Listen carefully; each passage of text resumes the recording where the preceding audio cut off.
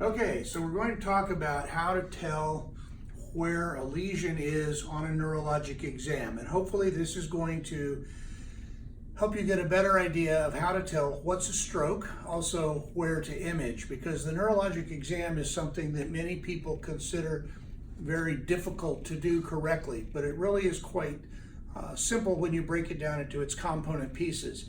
And that's what I'm going to try and do today, and we're going to talk about what separates a stroke from a cord injury and where to look on the physical exam when you do it. So when we start, you have the brain up here in the head, and then you have the spinal cord.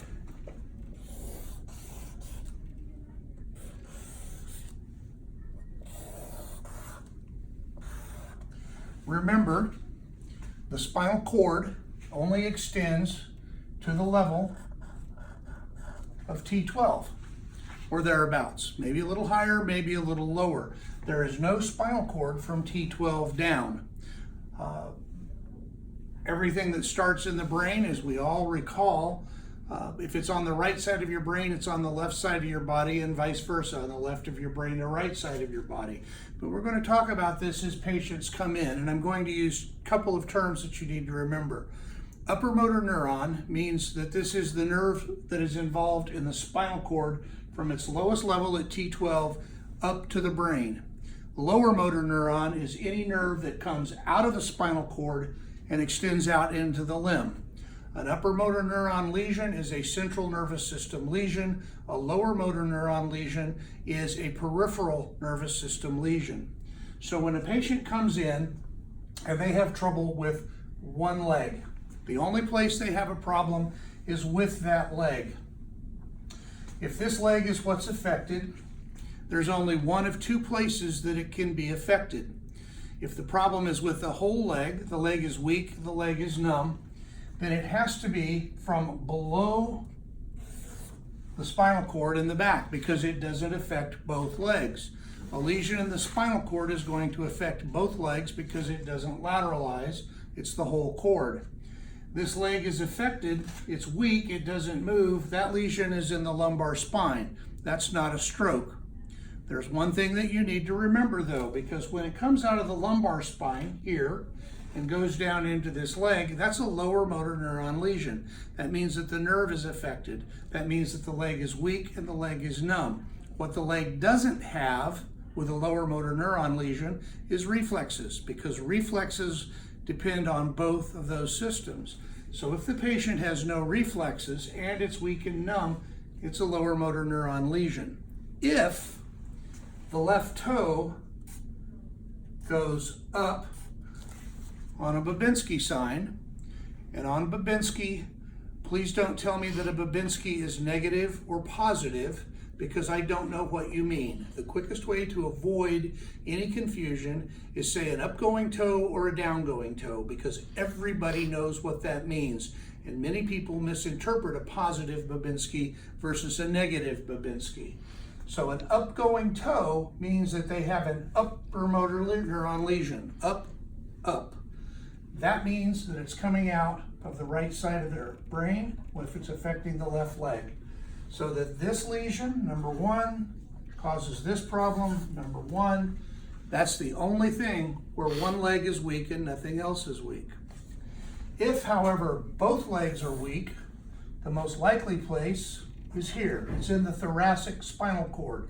It's below the neck and it's above the lumbar spine, because the lumbar spine has no spinal cord. Spinal stenosis will leave people weak, but they can still walk. A spinal cord lesion causes complete weakness. There may be differences in what they can feel from one side to the other, depending on how the cord is damaged, but both toes will go up. So in this case, this number 2 lesion in the thoracic spine, 2 legs are affected, both of them. Now, as we come up the cord, if you get a problem in the cervical cord, this is going to affect all 4 extremities. It's very difficult for a patient to be awake and to have all 4 extremities affected by a stroke. So they can't move their arms, they can't move their legs, they can't feel their arms, they can't feel their legs. They may have lost control of their bowel and their bladder, that is their cervical cord until proven otherwise, because all 4 extremities are affected. In fact, if 3 extremities are affected, it's probably the cervical cord, and you need to look at it because it may be a little bit lower in the neck. But if both legs and one arm or both arms are affected, that's the neck until proven otherwise. There is a special case that's right in here in the brainstem. And in the brainstem, things come from up in the brain down and cross over and go across. So you can have a lesion in the brainstem that may affect the face on one side and the body on the other. If you have crossed findings, that is a brainstem finding. So for example, you have a patient whose left side is paralyzed and their right face droops, that's a brainstem lesion. They're not necessarily faking that.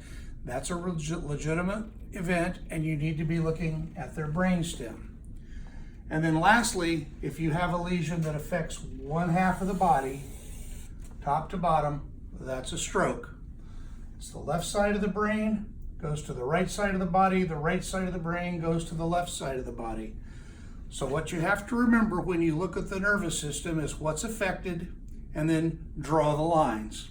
If it's right or left, it's a top to bottom line, because it's right or it's left, that's a stroke. If it's one leg, it's possible that it's across the body. Again, a stroke. Everything else you need to look in the spinal cord. Both legs, thoracic cord. Both arms, both legs, cervical cord. If it's just one leg, it's the lumbar spine.